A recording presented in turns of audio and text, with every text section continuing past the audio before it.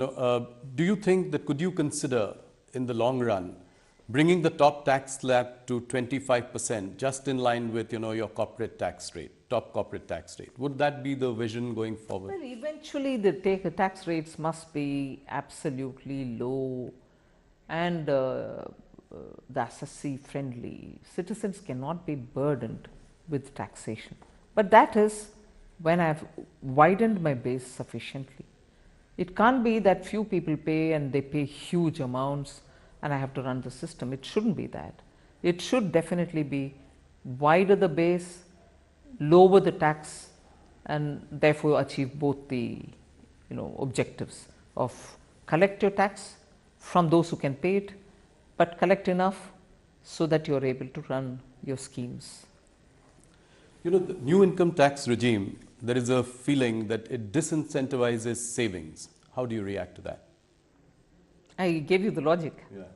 I can always incentivize you, go for insurance, go for savings, go for this, and come up with a fantastically high rate and say, all right, I've given you discounts, but I need my money. Instead, I'd prefer a completely acceptable and lower rate of interest, lower tax rate, and people to feel that, all right, I'm not being burdened, there's no reason for me to avoid or evade the tax and pay it up. And you have the choice of deciding your own saving instrument, right? You're not. I was going to say, I'm on the side, or I belong to that school of thought which says, if the taxpayer is left with more money in his hand because we collect less tax, I would think that he's the best judge to decide where he has to put his money, and he doesn't need an incentive to run his family or to protect them from ill health or to not bother about his future, save for future and so on. So why do we want to underestimate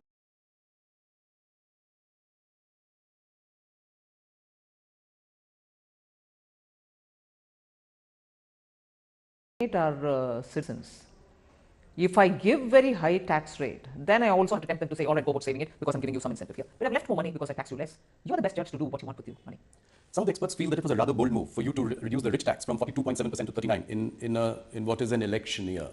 But is it that you've given some and taken away from the other hand as well, and so it's a zero-sum game in a sense?